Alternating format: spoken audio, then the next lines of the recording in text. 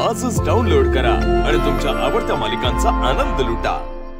या बावट पोरीसाठी आमच्यावरती ओरडतोयस तू? तुला दिसत नाही तिच्या डोक्यावरती परिणाम झालाय ते?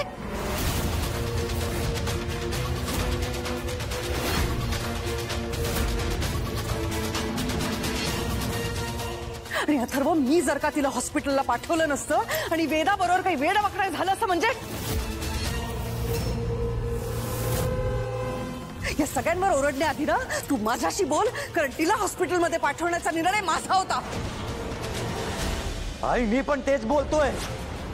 तू हा निर्णय घेतलासच का? मी तुला सांगितलं होतं ना, मी नाशिकवरून आल्यावर आपण बोलू यावर। मग कशाला घेतला हा निर्णय?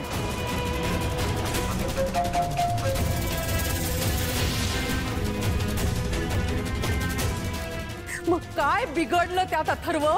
काय बिघडलं त्यात? आई, याचा अर्थ असा होतो की मी तुला सांगूनही तुला माझं ऐकायचं नाहीये। त्या मायाला अक्कल नाहीच आहे, पण तू कशी वागलीस? अथर्व, या घरातली करती बाई म्हणून मला या घरासाठी जे योग्य वाटलं तेच केलं मी।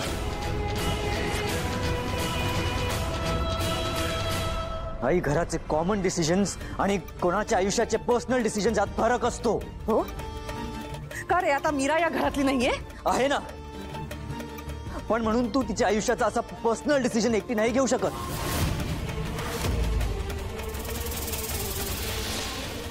अरे, तिला फक्त हॉस्पिटलला पाठवलं होतं अथर्व। आई, फेक हॉस्पिटल होतं ते। तिला जिवंत जाळण्याचा प्रयत्न करत होते ते। का कळत नाहीये तुला?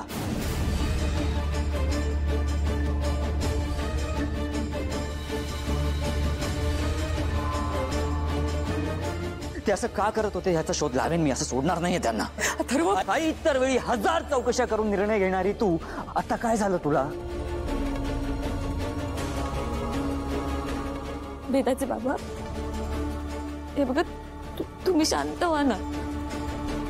नाही मीरा, आईने तुला तिथे पाठवून खूप मोठी चूक केली।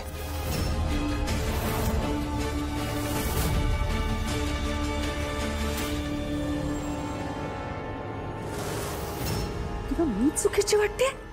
हो आई, तुला मीराचं वागणं पटत नाही ना, म्हणून तू असं केलंयस।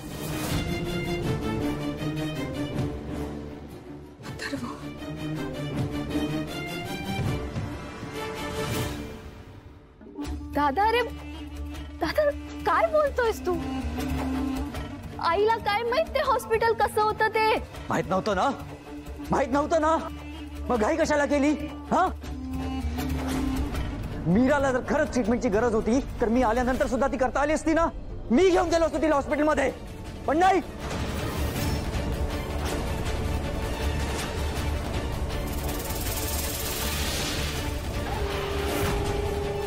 आईला स्वतःचं म्हणणं खरं करायचं होतं।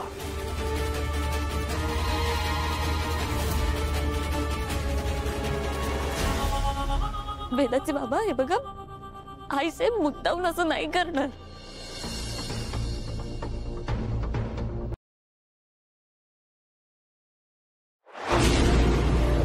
तुला सपना